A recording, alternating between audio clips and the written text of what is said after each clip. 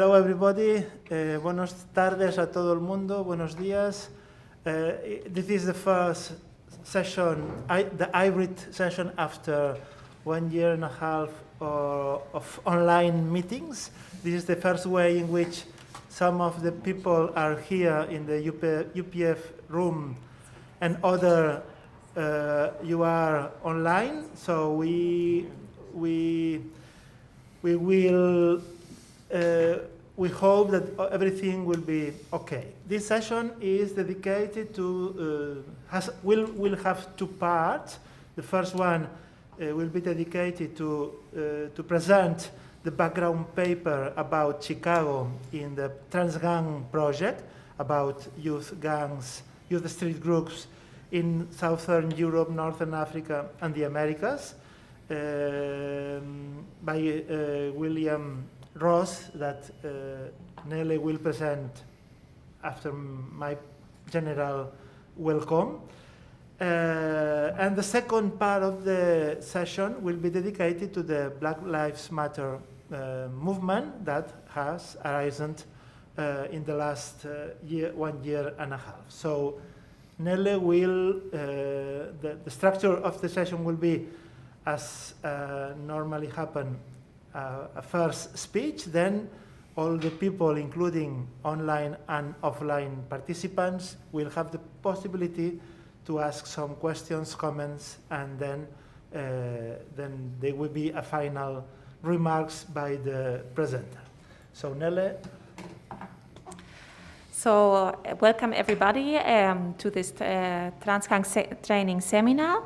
As Carlos already presented the thematic theme, we are really happy that today we are with William Ross, who's our researcher, local researcher in Chicago, researching trans gangs in this area in Chicago. So, and we hope that a lot of you could connect themselves via streaming to this seminar. If you have any questions that you would like to ask William Ross or some comments you would like to make, you can write an email to us to transgang@upf.edu. So all the emails we will receive, we can then, the questions we will receive, we can discuss then in the end in the question round. So, as I said, we are really happy that we can be here today with William Ross. And now I would like to present William Ross. He holds a bachelor in business administration, a master in non-profit management and leadership, a PhD in spiritual counseling, and currently he is also completing a second PhD in public policy and administration with a specialization in global leadership. He's also a community organizer and educator with over 2 decades of experience and expertise working with different street organizations. And he's also a member of the Almighty Latin King and Queen Nation for over 25 years.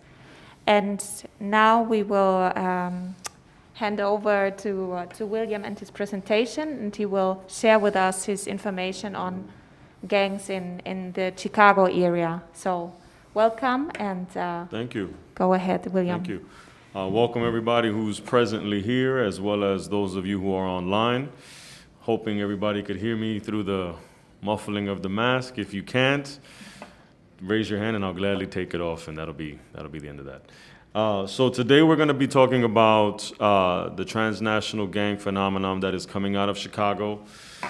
One of the things that we want to talk about before we actually get into the presentation is that to understand any kind of phenomena with respect to street organizations, whether it be in Chicago or any other state, you really have to look at the history of the United States as a whole. What is American history? What is immigration history?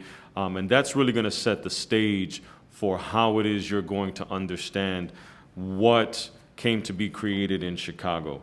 The other thing is, it's important for us as academic researchers, for you as students, to always understand the respect that this topic demands.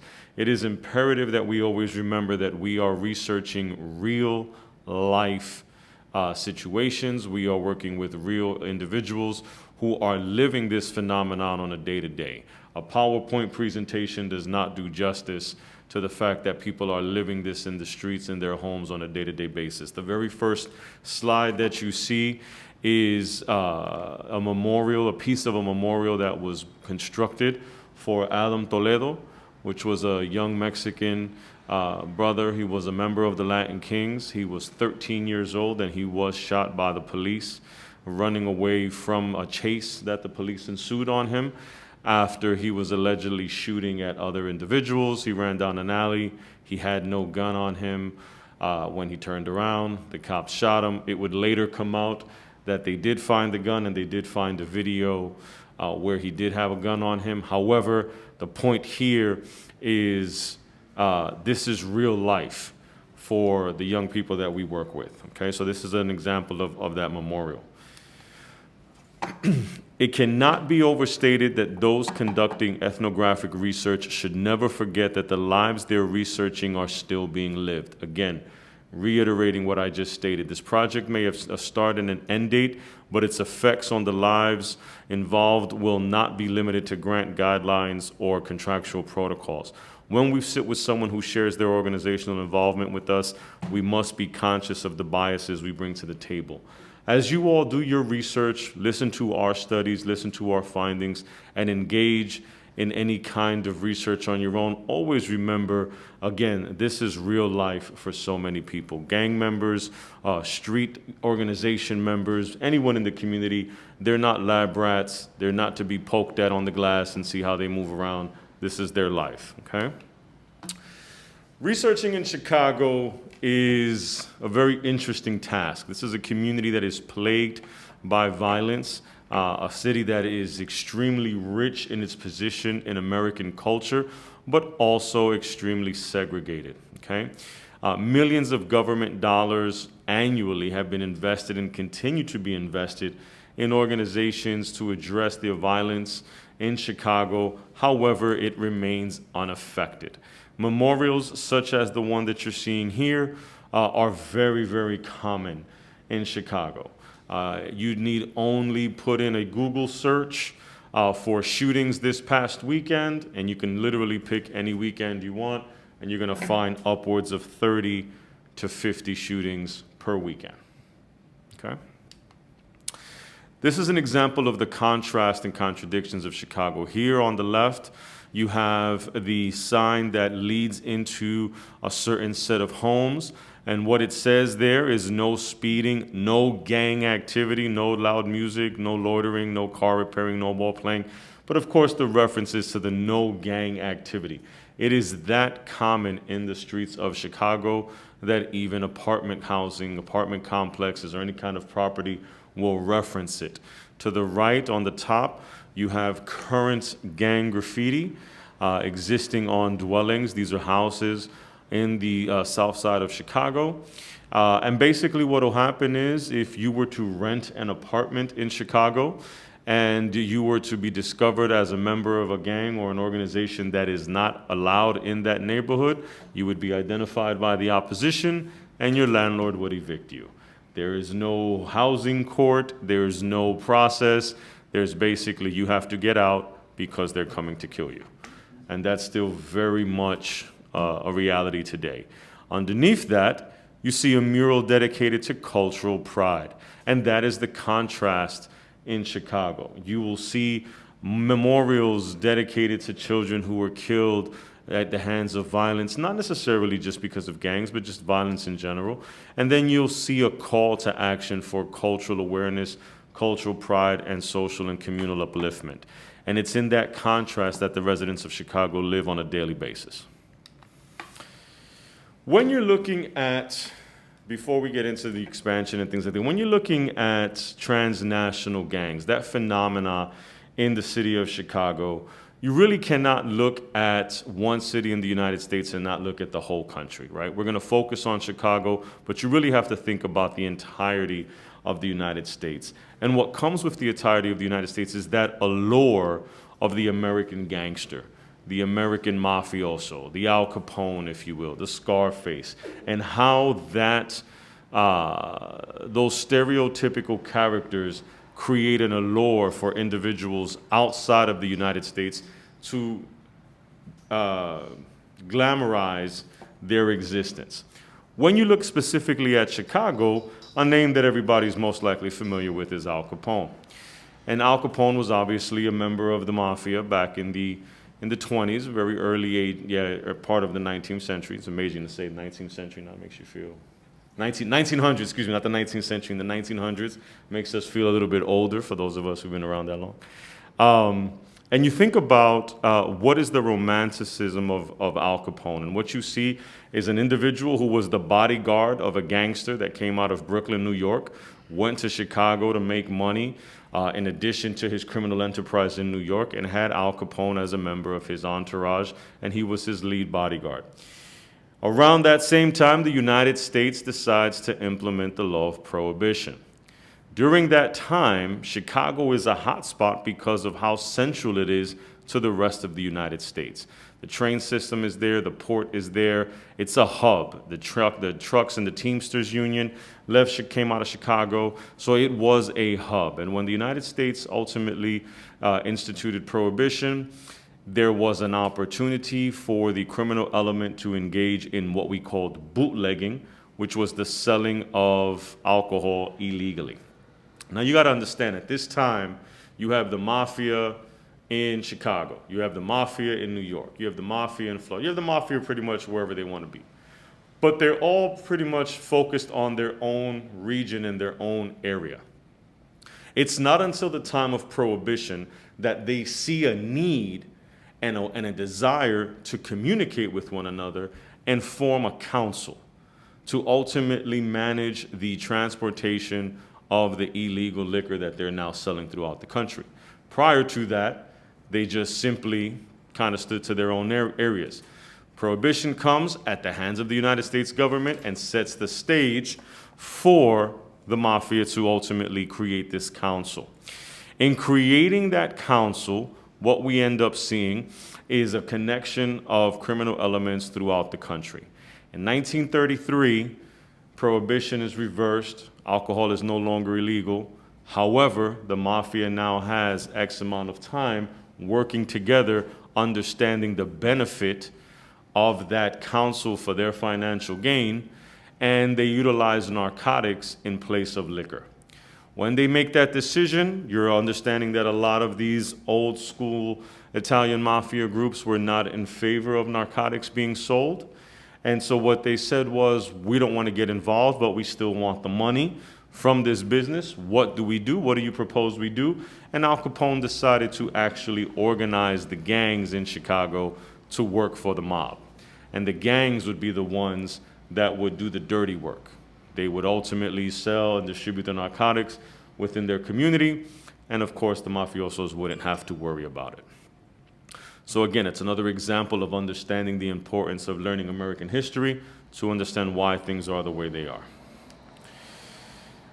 Just because we don't live on the same land doesn't mean the issues that face our people don't live there. Our flag is going to fly wherever it can bring people together. This is from a conversation had with a member of the Universal Zulu Nation out of Chicago. The Zulu Nation is a gang that exists originally from New York, but does have a presence in Chicago. Most notably, they are affiliated with the hip-hop culture. Individuals such as Africa Bambaataa and the like are known members of the Zulu Nation. This individual was speaking to me about the expansion and what causes the expansion of a transnational organization. And one of the things that you want to understand is that Chicago does not care about anything that's not really Chicago. That's something that you always have to remember. They will ultimately involve other cities and states in their business, but Chicago's problems remain Chicago's and everybody else's problems remain their own.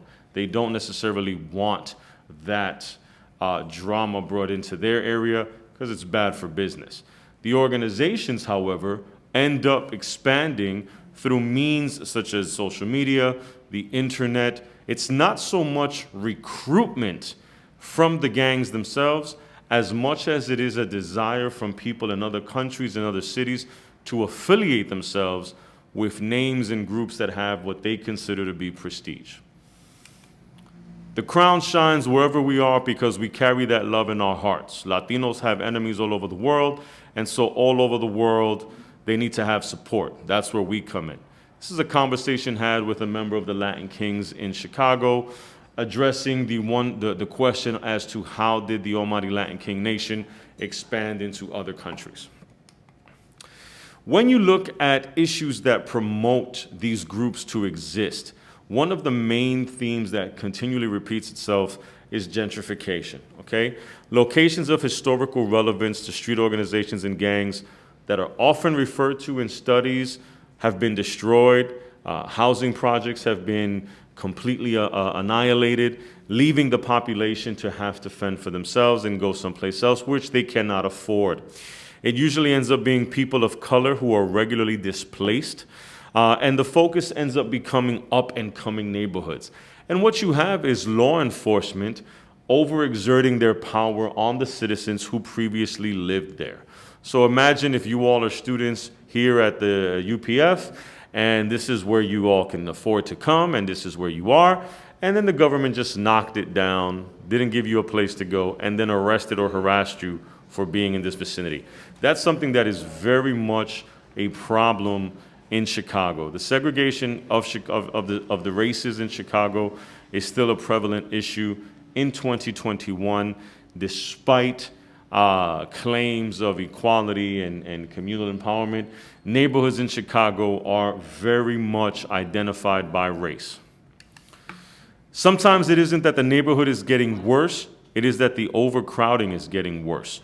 You put more people in the mix, and the result is that crime increases. The neighborhood doesn't get worse, it just looks that way because there are more people. This is a conversation with a teacher at a high school in Chicago. The overpopulation in neighborhoods as a result of gentrification has reached phenomenal proportions. And again, keep in mind, this is a city where if you're Italian, you live in the Italian neighborhood. Whether you can afford it or not, that's where you live. If you're black, you live in the black neighborhood. If you're Latino, but you're Puerto Rican, you live in the Puerto Rican neighborhood. Dominican, the Dominican neighborhood, so forth and so on. They give little leeway for the intermixing of races in Chicago. These pictures are examples of what exists every day in Chicago. Right now, this picture, I'm using the laser. This picture right here of the Walgreens, for any of you who are familiar with the history of the Young Lords, which is a Puerto Rican organization that came out of Chicago, they're famous for one of their first acts of taking a political stance and civil disobedience was they took over the United People's Church. They took over a church in the city of Chicago, and they declared it a church for the people. That church has been knocked down. There's a Walgreens there now, and that Walgreens has been there for about 20 years. So there's no regard to the history of these landmarks. To the right, you have images from the south side of Chicago who have yet to fully be gentrified. Abandoned houses, abandoned businesses. This is the norm until corporations come in and decide to reinvest in that neighborhood. It will remain that way. And even though there's homelessness and people in need of locales, they don't have access to these resources because they're in the process of being pushed out. That element of circumstance really does lend itself to individuals feeling helpless, feeling as though they have nothing to lose, feeling as though they're not wanted. And so when people have nothing to live for, they ultimately are willing to die for just about anything. And when they're angry at phantoms because there's no corporation standing on the corner saying, I'm gentrifying you, they're angry at the situation, they eventually turn on each other. Criminal activity is something that's associated with gangs almost, they go hand in hand in the eyes of many individuals, but it shouldn't be looked at in that way. Now, in Chicago, there is a large criminal element, right? Trafficking of narcotics is currently controlled by the Mexican cartels and the mafia. Gang members are being used as soldiers. Gun violence has been out of control in Chicago for decades. Each and every weekend, you're looking at reports of double-digit shootings taking place in Chicago. This isn't something that you have to plan. Literally pick a weekend, Google it, and you're going to find a number that's anywhere between 30 and 60. And violent crimes have seen an increase in 2020 over previous years. This is not simply gang related. This is just within communities of color in the city of Chicago. What happens is that you still have a gang element and an organizational element on top of that overlay. As a result of that, you end up having to redefine terms such as mediation. You end up having to redefine terms such as peace. We are literally talking about if the weekend only had 20 shootings, then things are getting better. That's the mentality that a lot of the Chicagoans have, because it is so prevalent to them that there is no concept of we're gonna sit down and talk this out. We can't even get the people to stop shooting at each other. And it's not, again, it's not just gangs, but that's the stigma that it's the gangs. But there's so much violence and crime there that the people are just almost numb to it. It is important to note, in 2021, as of September 1st, 2,951 people have been shot in Chicago as of September 1st. That's over a month ago. That number is clearly over 3,000 now. Mathematically, we're talking at the end of the year, it's gonna be anywhere from the equivalent to 10 to 20 people a day being shot in the city of Chicago, okay? This is a reality that they live in. The irony of this statistic is that it is virtually impossible to purchase bullets in the city of Chicago because there aren't any. As a result of COVID, the last couple of years and what has been seen in many cities, there's been a disparity and there's basically a discontinuance of availability of firearms and ammunition. However, that clearly has not affected the numbers in Chicago, as the shootings for the same time last year, or in 2020, were 9% less than they are now. That leads to the point of, again, organized crime on a level of mafia and cartel that are subsequently providing ammunition for their enterprise. We do what we have to do to survive. We don't wake up thinking about destroying our community. We wake up thinking about how it is we're going to survive in it. This is a quote from a 17-year-old Latin king in a conversation we had in March of last year when we asked him to speak about why do you think the violence exists. The people of Chicago, on a general level, again, this is all very general, the young people are used to this level of violence and is accepted as a part of life. Many of them wish it would change, but they are actually adapting to it. They literally know how to walk down the street, what block to cross, what corner not to go around, where to go to stores, where to buy their groceries. It's all separated, and they're basically taught how to live that way. Efforts from the outside. So we have organizations that have always been trying to reduce the violence, right? There's religious groups have always been known to try to lend a helping hand in terms of stopping the violence. We have many nonprofits that exist in Chicago that promote culture, the arts, community empowerment, and they are phenomenal in the work that they do. The problem is that the violence is so abundant and so consistent that they literally organize their events and activities around hot times of the year, certain times of the weekend, if the temperature, depending on how hot it is, if it's worth having the event or not. They basically are trained to organize around the violence, knowing that no singular event is going to necessarily end it. The irony here is organizations such as Ceasefire, which originated in the streets of Chicago, receives millions of dollars of government contract money to engage their program, which they started in Chicago, across the country and other hot cities, other hot spots, as well as other countries outside of the United States. But they were not successful in Chicago. This speaks to the political glorification of trying to do good and being the savior. We're gonna pump all this money into the system and we're doing a good job stopping the violence. Clearly you're not, okay? It went up from the year before. How do we respond to that? Let's give them more money and send them to another city to do the same thing. The model for these organizations was to hire ex-gang members And they would basically go into the neighborhood and stop the violence because they had what the organization would call street credibility. These individuals can go back into the hood and say, hey, you know who I am, and I'm telling you stop the violence. Well, that worked in theory in the 90s. The younger generation now does not have the same concept of loyalty, nor do they have the same concept of respect. So what we're seeing now are some of the older members of street organizations, even they cannot go into the neighborhoods and say, hey, let's talk about peace, because these young people just really don't care. I started the presentation with a memorial photo of young Toledo when he was shot by the cops. Now, that was a very hot topic in the United States. Young Mexican boy killed by the police. A lot of community activists wanted to start and end the conversation there. He was killed by the police. We have to defund the police, and it was a case of police brutality.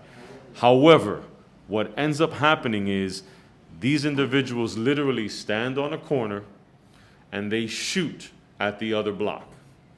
And the shooting took place about 3 o'clock in the morning. Toledo was involved. And that's what this particular group does. They shoot across the street because that's where the other gang is that they don't get along with. And they just shoot at each other. That is the norm, unfortunately. This is a quote from a person who worked for ceasefire. Listen carefully to how he discusses how they reached their goal. Yeah, we got the numbers to go down, but that was just the numbers. We didn't really get the crime down. We would hire leaders of the gangs and make it very clear what neighborhoods needed to improve. We really didn't have job security like that because we had a yearly budget that could have been pulled at any time. So we just made sure the numbers were where they needed to be. Did we help people? Yeah, of course we did. But helping people in a situation and helping erase the situation are two different things. So they manipulated the outcome by saying, okay, you need the numbers to go down this weekend because there's a festival. All right, everybody, check it out. Don't shoot nobody this weekend. Just give it until Monday. And then they would just wait till the following week and then go back and shoot what they wanted to shoot the week before. And as crazy as it sounds, it's sad that this is the norm. You know, it's some Hollywood Netflix series drama that they are living in. And keep in mind, Chicago is not a right to bear arms city. Illinois is not a right to bear arms state. If you're wondering what that means, the state of Arizona is a right to bear arm, conceal, and open carry state, meaning that you can move to the state of Arizona on Monday morning, get your ID, your driver's license by Monday afternoon, and purchase a gun Monday evening and put it in your bag. And it is completely legal. Nobody has to see it. Nobody has to know you have it. So the assumption is that everybody has a firearm. Meanwhile, in Chicago, such is not the case, and yet their gun violence is absolutely heartbreaking.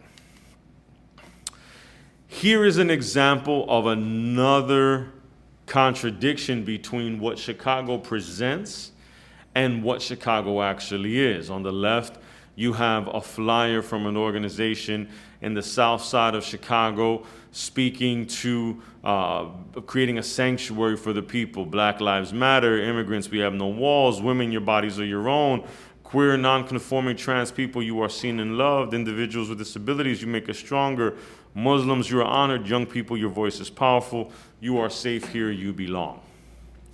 That flyer is 2 blocks away from where a young girl was shot, waiting in the drive-thru of a McDonald's with her father because the individuals that were looking to harm the father just decided to shoot the car and they ended up killing the 7-year-old girl. This was 2 blocks away from where that flyer is posted. Then you have on the right, in the Humboldt Park area of the north side of Chicago, you have a Mercado del Pueblo. This is a market that takes place in the summertime every weekend. It goes through the winter if they have the individuals to do so, of local artisan and local entrepreneurship. People of the community come in and sell their goods. It's a great idea, great resource for the children, great place for the community to feel proud. It is open about 10 o'clock, closes about 5, cannot stay open too late because it's the weekend. And that's an example of them knowing we can't stay open late on the weekend because people are going to go to the park and they're going to shoot each other. So we have to close before the sun goes down. Okay? Where do we go from here with respects to Chicago? Well, the situation in Chicago is not unique to Chicago, right? But it has to, the one in Chicago has to be addressed by the people who reside in that city. There is no one-size-fits-all that's going to work across the United States. Research conducted in Chicago must continue to be done so with an understanding that we're taking a snapshot of a fluid situation. It is only accurate in the moment that we took that snapshot. If I have a conversation with a group of young people on Friday afternoon at 5 p.m., their reality, the one that they share with me that afternoon, is only valid until the ending of that meeting. They can walk out of there and have a whole different set of issues that were unbeknown to me. They can walk out of that meeting with me and have issues because of the meeting with me. Because somebody else says, you know what, who are you talking to? Who are, is that the cops? Is that the government? Is that somebody trying to infiltrate us? The paranoia that exists in communities of color in the United States is something to be reckoned with. And so it's very important that as we plan our next steps with respects to research, that we understand we cannot be saviors, and ultimately the answer has to come from the people that live there. We also need to understand that there are tremendous biases that are brought to this kind of work, both by those who do research as well as those who are being researched. We also need to own, as as an American, unfortunately, in my country, they glamorify, they glamorize this American gangster concept. They glamorize the criminal element.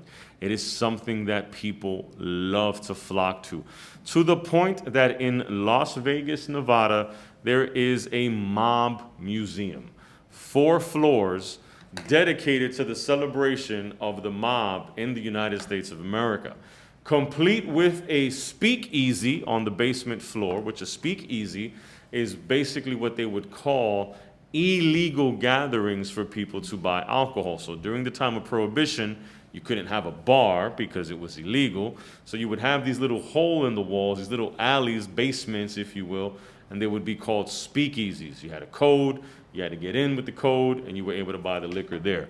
There's a building that exists in Las Vegas, Nevada, dedicated to the mob. As if that wasn't ironic enough, the museum itself is a former courthouse. It is the courthouse that held the largest trial against the mafia in Las Vegas. And it's now a museum celebrating what the mafia did and did not do. Complete with interactive exhibits where you can mock the blood oath of joining the Italian mafia, and they have you ask certain questions, answer questions, you hit the screen, and then it tells you you're part of the family. Now, I mean, it's something that leads you to a gift shop, romanticizing The Godfather and Capone and pretty much all of that stuff. These 2 plates are examples of an exhibit from the Mob Museum. They have this for all of the major states and cities that had criminal activity from the mafia in it. What you're looking at are the 2 plates that represent the origin of the mafia in Chicago and whether or not it's still around. And it says, under organized crime in Chicago, the historic second city, Chicago was the only rival to New York in underground crime syndicates. A wide open town, it thrived as a home for mobsters and crooked politicians. Just something else that needs to be explored. When you're doing this kind of research, you understand you cannot speak to mediation among people in the community without understanding the socioeconomic conditions that go into it, without understanding the political corruption that breeds the social economic conditions that encourage people to engage in criminal activity. So it says, with so much commerce at hand, it was easy for the syndicates to engage in legitimate businesses. In order to cultivate influence with respective public officials, and labor unions. Its record of homicides had no rival during the Prohibition era, as each new day seemed to bring another gang-related murder. Think about that. This is the 1920s. Prohibition started in the 1920s. And in here, they're talking about Chicago had no rival in daily murders. Still doing the same today. Giacomo Big Jim Colosimo started the outfit and was one of the first Chicago mob bosses before he was slain on orders from his underboss and successor, Johnny Torrio, in 1920. This is history that has been preserved and presented as being synonymous with American culture. Again, this is from a museum dedicated to this. Second plate reads, "Are they still around?" The backbone of the Chicago outfit was finally broken in the mid-2000s in what was known as Operation Family Secrets. In one of the largest organized crime cases in U.S. history, 14 underworld members, including 2 mob bosses, were indicted for numerous crimes, including 18 murders. All the defendants were found guilty in September 2007. While the outfit still exists to some extent, new types of crime organizations operate in Chicago as they do in other cities across the United States today. Today's transnational gangs include members of Eastern Europe and Mexican cartels that supply drugs to local street gangs. All in all, when you're talking about understanding how transnational gangs came to be out of Chicago, you have to look at the immigration policies of the United States, the political policies of the United States surrounding deportation, and understanding how people entered into other countries because they either couldn't come to the United States or they were deported from the United States, and how they brought with them that allure of the American experience. Unfortunately, crime is not going anywhere, and Chicago is not necessarily interested in mediation at this point.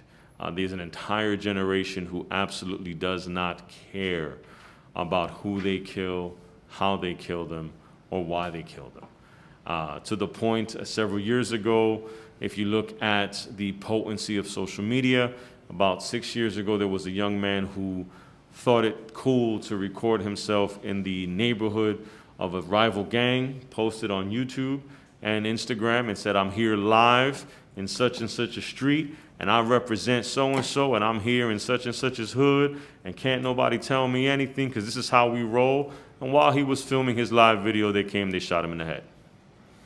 That's normal.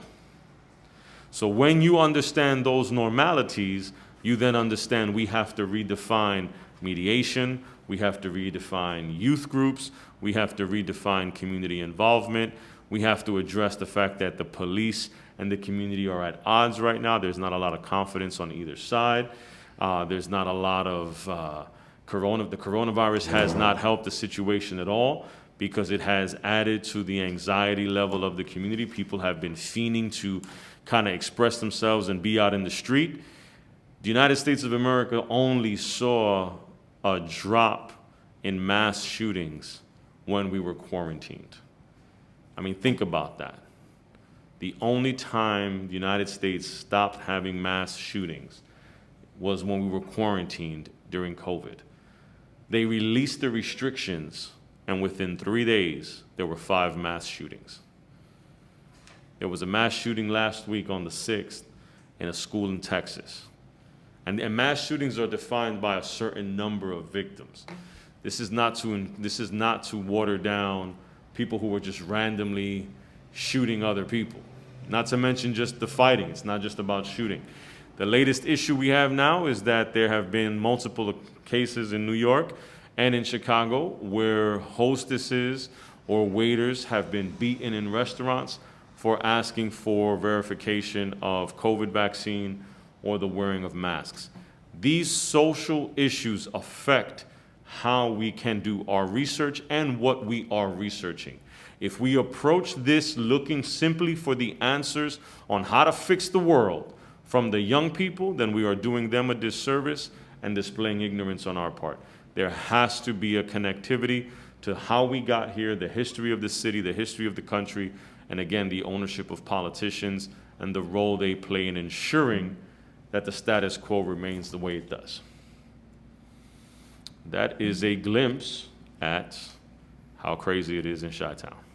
And for those of you who have Netflix or all these other movie things, there's a movie called Chirac. It's a Chirac. It's C-H-I, rack. And they spell it like Iraq, but instead of the I, it's Chi, C-H-I. I believe Spike Lee put that movie together.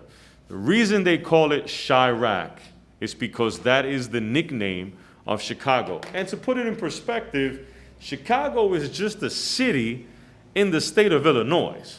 Chicago's not that big. It's big, but it's not that big. It's literally just a slither of the state. And they call it Chirac because more people have died at the hands of gun violence in the city of Chicago than American soldiers in Iraq. So that is the life that they live. That's it. Thanks a lot, William, for your presentation and sharing your ideas and impressions from Chicago. So now we would like to open the round for comments or questions. I will enter again. Let's see if we have some. Yes, we have a question from Jose. So, William, taking the idea that it is the Mexican cartels and the Italian mafia that control the market for the sale of drugs, do you think that violence among Latinos is being encouraged by these organizations and that without their presence it would not exist or would be less?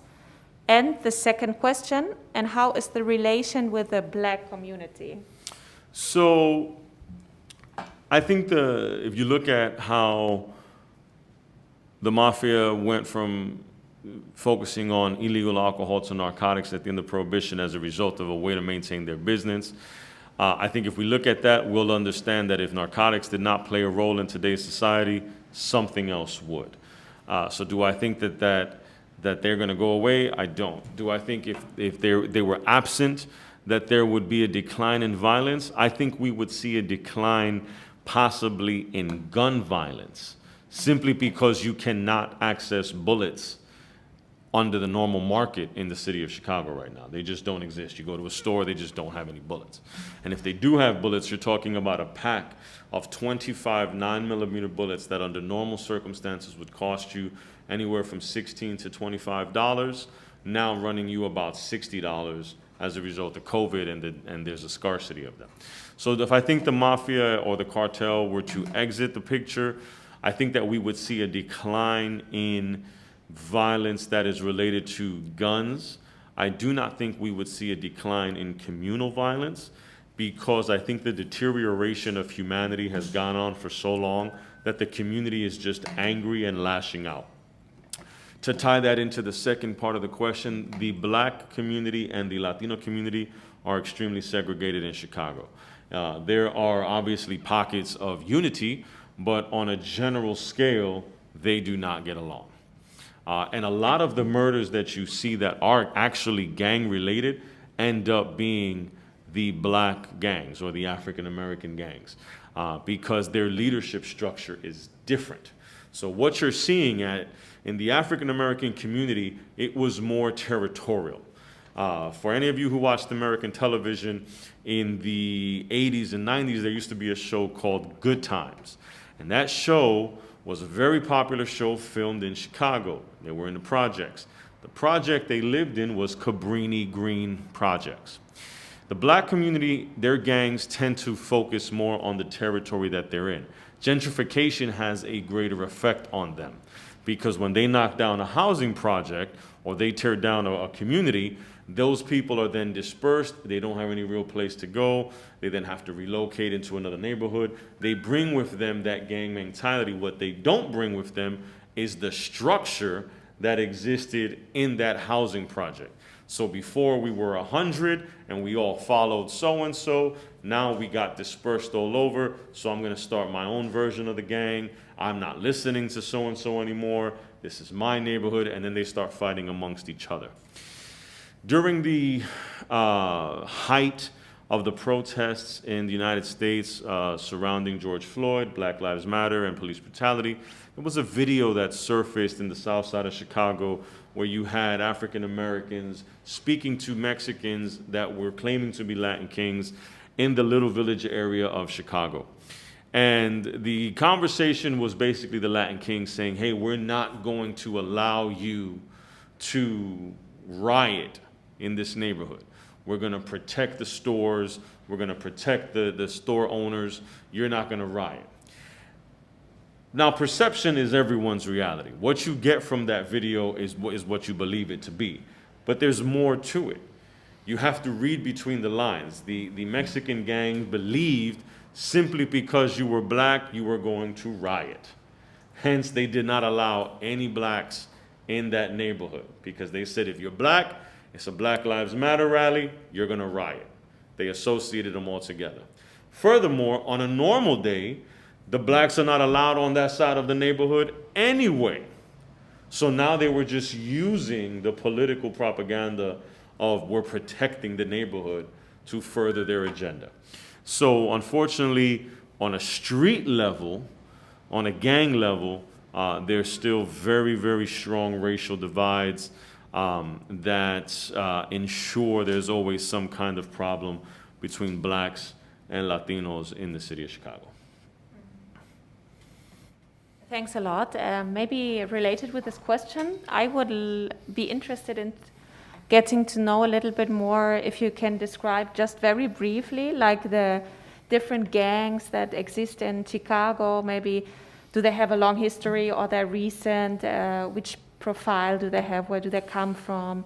Just, I mean, maybe it's a very big issue, but maybe you can just give a short overview so we all... There's very, very easy way to answer that. So Chicago has always been a breeding ground for multiple groups, right? We look at research that we'll be talking about in another event tomorrow. Well, you know, Robert, you look at Thrasher's research on the gangs. This is an individual who in 1920s researched 1,300 gangs in the city of Chicago. But you have to understand, these gangs existed in corners, in neighborhoods.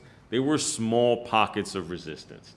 So you could have one block with 4 sides, and on that one block, you can have anywhere from 4 to 8 gangs, depending on how big or wide the block was or how it was shaped. And they were not considering themselves these tremendous organizations. They were just very small groups, okay? You think about your friends that you always have lunch with, that's a gang. You and your buddy and your girlfriend, your boyfriend, whatever, that's a gang. And that's how they functioned for the longest period of time, until Prohibition, because those gangs were just pretty much focused on what they were concerned with. I mean, if UPF were a gang, it would only be worried about right here. It really wouldn't care where the train station is because they're focused on here. And so all these little groups existed. During Prohibition, again, the mafia sat out and said, you know what, we need workers. You guys are all going to work for us now. And that's how they started to align the groups. Now, we don't see another change until the 60s, when you start having the Black Panthers, you start having groups wanting to be a little bit bigger. You got to understand, Chicago gangs in the 40s, 50s, and 60s functioned in a very West Side Story kind of way. I'm my crew, you're your crew. I'm the William Rosses, you're the Nellies. So now we fight. If I win, your crew is now part of the William Rosses. If you win, we're now part of the Nellies. And that's just how they functioned. But again, because of the racial divide, North and South, North usually was more predominantly Puerto Rican, South was predominantly Mexican. They had those cultural divides. Eventually, they kind of split up. Then again, we start seeing movements of civil rights. We see the Black Panthers come on board. We see organizations like the Young Lords, the Rainbow Coalition. There was a desire for groups to be politically conscious. That political consciousness is what ultimately caused Group A, who was a small group, and Group B, who's another small group, to come together and be one larger group. That is where we start seeing the bigger gangs, the Gangster Disciples, the Almighty Latin King Nation, the Spanish Cobras, the Imperial Gangsters. These are larger gangs that were comprised of a lot smaller ones. What happens? Time goes on, there's infiltration from, again, the mafia and the cartel, and it's no longer about a loyalty to the organization as much as it is dollars and cents. So I mentioned earlier that the African American gangs are affected more by gentrification than the Hispanic gangs. It's not because the Hispanics have housing and the blacks don't. It's because the cartel works primarily through the Mexican gangs and then goes to the black gangs. So if the black gang says, well, hey, you know, John is no longer in control and I'm gonna move over here and I'm gonna start my own version and I'm gonna move over there and start my own version, they can do that because nobody's stopping them. The Mexican gangs or the Hispanic gangs cannot do that because the cartel would come in and say, look, we don't really give a shit what your problem is. This is the job that you have to do, and this is how you're going to do it. Whatever you want to call yourself while you're doing it doesn't bother me. I don't care. What I care about is it getting done. So if I put you in charge, you're in charge. And that's it. And there's the end of the discussion.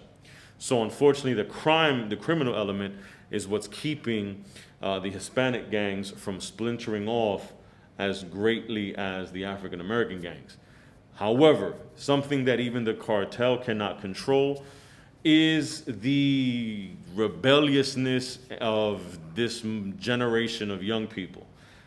These blessed generation, I don't even know what we're up to, the generation poca vergüenza, I don't know. So this particular generation has such a detachment of any kind of conviction that they don't care. When I was growing up, there was a concern that video games were gonna make people violent, right? And the video games didn't even look like they do now, okay? I go to a store now, I thought I was watching a trailer to a movie. I was like, that looks like a really good movie. I can't wait till it comes out. It wasn't even a movie, it was a video game. Okay, so that's a lot different than what they looked like when I was growing up. Now, I was in Chicago the other day and we were told, we had a meeting in the corner where the Gangster Disciples originated, and we were told, you need to leave this corner because it's not safe for y'all to be in the car. And it was because they were playing real life Grand Theft Auto. They were just snatching people out of their car, shooting them or beating them up and taking the car. So these are young people. When they asked them why, the answer was, you never played Grand Theft Auto? I mean, we just playing it in real life. So there's such a disdain for human life that they don't care. And as a result of that, they're just pushing the envelope over and over and over again. And they're making themselves numb, recording it, watching it, playing the videos over. There's no, they don't care. And so as a result, they splinter off, not as their own group, but just as kids who just don't care. Thanks a lot. Do you have any more questions here in the public? Yes, Maria.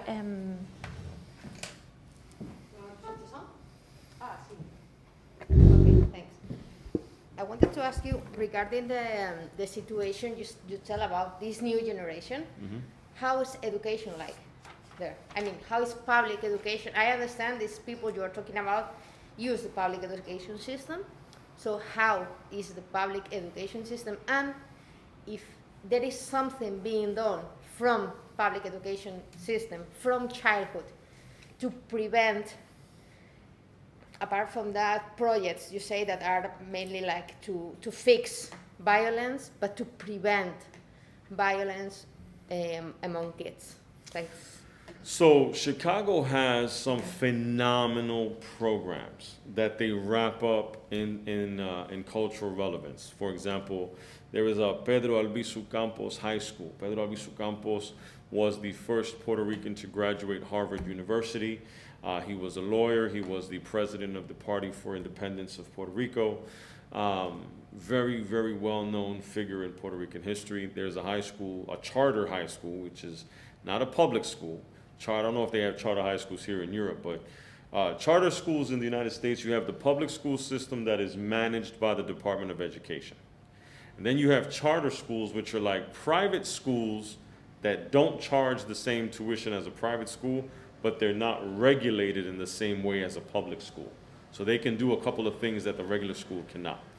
And in this particular charter school, they even have a Lolita Lebron program. Lolita Lebron was another Puerto Rican revolutionary figure, recognized for being one of the 5 Puerto Ricans who went into the House of Congress and shot up the House of Congress, claiming they were fighting for the independence of Puerto Rico.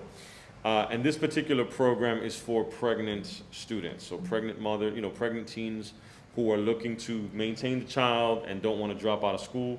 They can be in that program. Those programs exist, but those are charter programs. The public school system as a whole struggles because it suffers from the same segregation that the rest of the city does. So if you go to the neighborhood where the kids are not killing each other, the school looks very different than the one in the neighborhood of the school that is killing each other. Furthermore, with gentrification, they don't just knock down houses, they knock down schools. So in a city where you can't walk in certain neighborhoods, imagine getting your local high school teared down, and now the school you have to go to is the one across town in the neighborhood that you're not even allowed to walk through. All right, so it has to do with the investment in the young people or how they're seen as being expendable. It is a normal practice in the United States that in the 3rd grade, that is when the school system is working with the local government to ascertain the number of prison cells they will need in the coming years. So they're evaluating your 3rd grade child and saying, yep, this one's gonna be a killer, so let's make sure we got a cell for him or her. And so that's how they focus on the education system. They don't invest in the same way because they really don't expect a return. And then the school system is still plagued by antiquated policies. A teacher comes out of college with a large amount of student loan debt. Again, I think the school's free out here, so you guys don't have good old student loans, but we do. And you get these student loans and you can get your degree, and your degree could have cost you $150,000. And when you get this loan, you're done, right? You're done with school. You now owe the bank $150,000. Your first job is going to pay you $30,000 on top of all your living expenses, right? So you're not going to pay that anytime soon. What is common practice in the United States is that if you are a Caucasian and you agree to work in an at-risk school, which is Black or Latino, they will forgive your student loans if you work there for X amount of time. And they will not do the same for a Black or Latino teacher because the logic is you're used to these animals. And so that kind of mindset doesn't afford a great educational system for these socioeconomically depressed neighborhoods, unfortunately. So.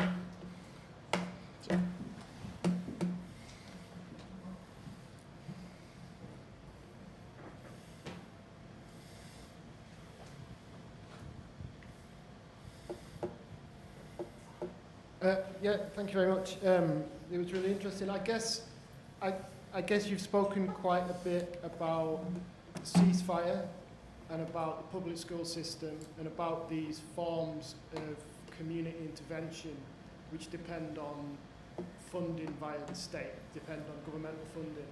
You also spoke a bit about other forms of kind of community help and so on that are external to government, that don't depend on government funding, so cultural associations. I was just wondering, can you elaborate a little bit on their role, what they do, and kind of how would they relate to harm prevention or reductions in violence and so on and so on? I mean, because I think that one of the points you made was that things like ceasefire depend on this financing, which then gets taken away.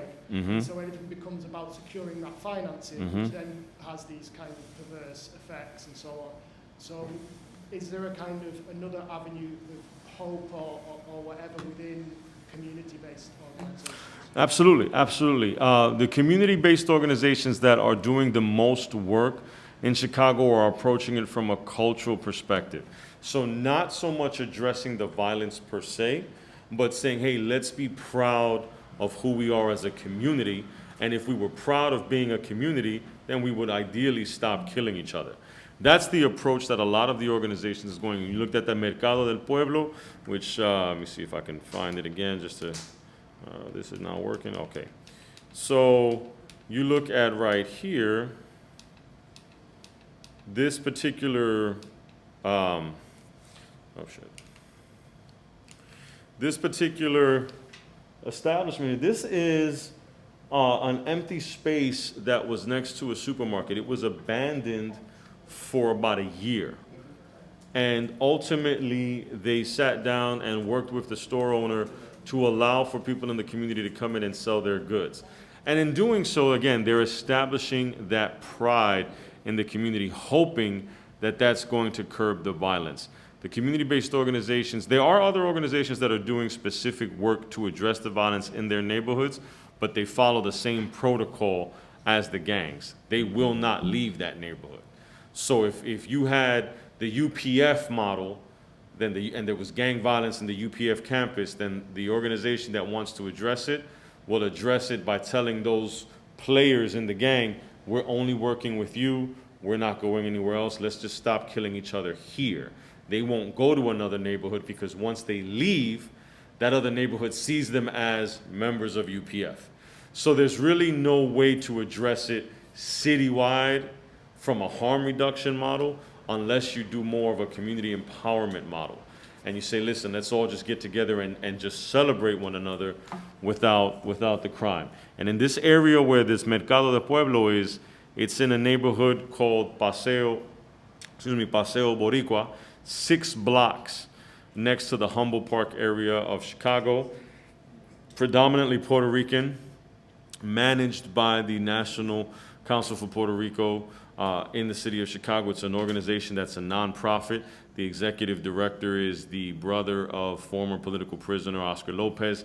In that 6-block radius, they've been able to create harm reduction models that have been successful. There are no police in those 6 blocks. Police are not allowed on the, well, I mean, they're not prohibited, but police don't come on those 6 blocks because the community polices itself through a grant that the organization has secured. That is an example of a nonprofit engaging in a harm reduction model. That's the pretty side. The flip side of that coin is it cannot leave those 6 blocks. It has to focus on Puerto Rico, and it has to do everything with the flag of the Puerto Rican identity because their political ties are only for that ethnicity. They won't allow them to go anywhere else. Outside of the 6 blocks, it's a war zone. In those 6 blocks, it's not. How do they get those 6 blocks safe?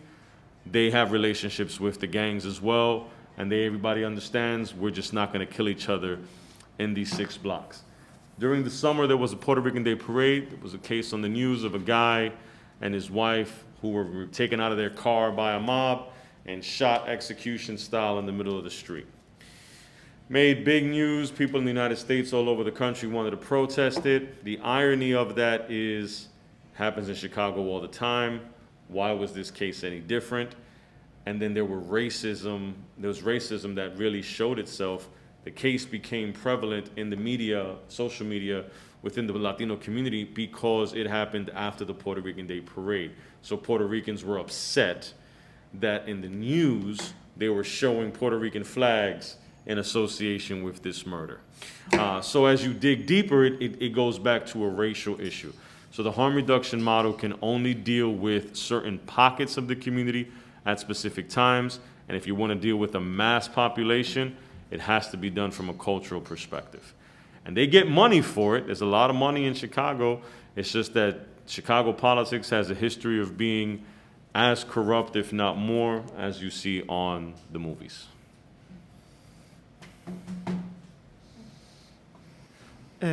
William, congrats for your excellent synthesis of Chicago background.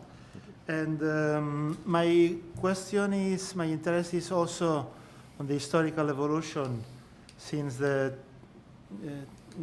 local and street corner gangs of the 20s as were described in Thrasher's The Gang until today's transnational gangs, but also through not only through the ethnography, but also through the cinema. You have talked about this glamourization or this process of glorification of American gangs and especially Chicago gangs, but related to the seminar or to the series in the Barcelona Library, the next week, Margot and me have to talk about Chicago gangs or American gangs in cinema, because the original speaker couldn't attend the session.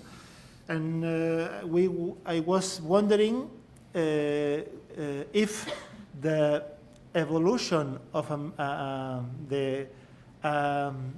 the gangster gender in cinema has a reflection of the evolution of gangs, or on the contrary, the evolution of gangs is a consequence in some way of the American cinema.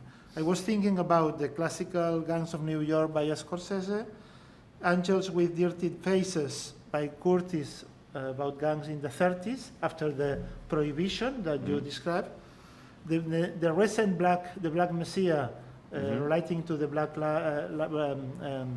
Panthers in the 60s, and even the Chirac by Spike Lee that I haven't seen this movie.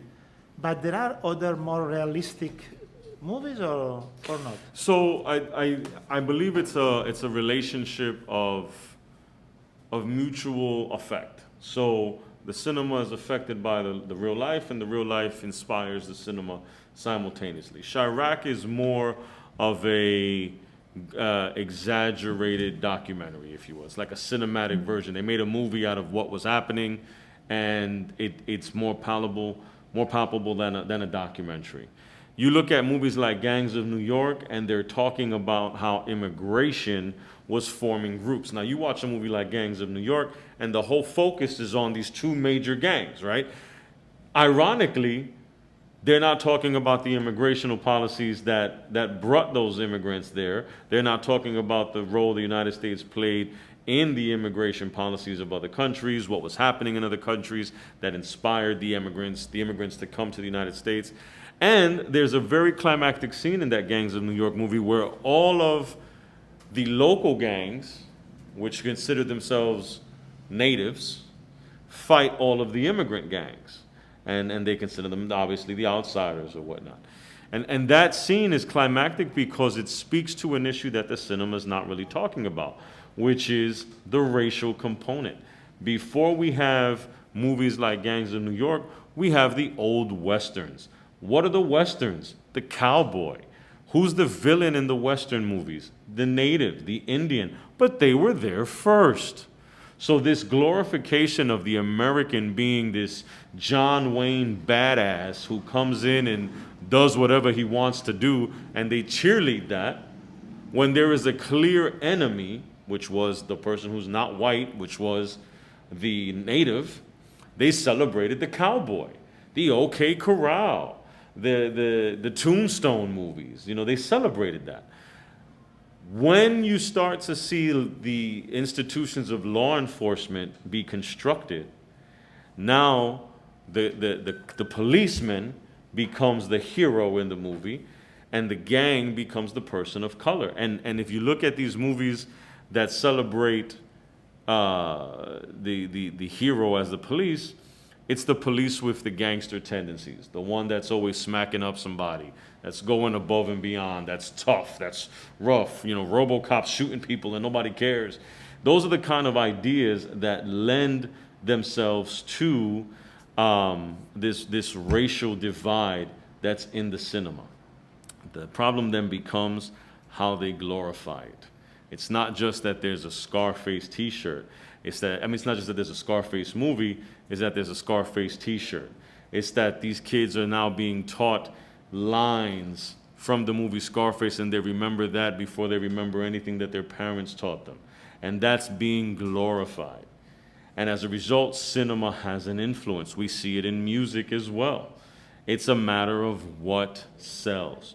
Now, it could be argued that psychologically, that people of color or the communities who are impoverished and socioeconomically depressed communities have so much anger and animosity that they just want to rise up, but they can't, so they watch a person of color in the media rise up, a group rise up. They watch something blow up.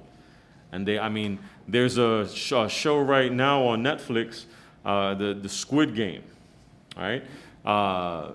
I'm sure it has a different name in Spanish, but it's supposedly the #1 show being watched on Netflix right now. It's a remake of a Chinese series where these individuals play a game, and if they lose the game, they die. If they win, they go on to the next game. I think the show starts with the old children's game of red light, green light. And this big monster or big machine says, red light, green light, green light, go. And they run, and red light, and if you move, you get shot. And you die, and they kills you. As every episode goes on, the games get progressively worse. It instantly became a #1 hit worldwide. And there's no plot. People are getting killed. Every episode, they play a game, they get killed. There is deterioration of humanity, and it sells. The movies are not putting out, Hollywood is not putting out movies of happiness and rainbows and butterflies. They're putting out these gory films that are speaking to people's anger and animosity towards one another, and it sells. The Black Messiah is, again, another version of a documentary cinemized, so it's more palpable. So it's not so much a movie as much as it is a telling of a story. But Gangs of New York and the such, they tell a story, but it's very, very fantastic in how they do it. And so I think that both affect one another.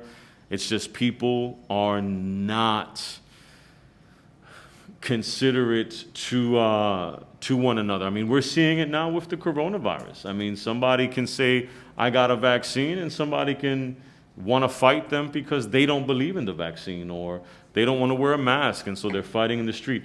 That's a social issue. Gangs just end up being manipulated by them. Because if you look at the 60s, the gangs had a more political tone. There was more of a political agenda. That's not because the gangs were politicized. It's because the energy of the time was politicized. There was free love. There was social consciousness. There was unity.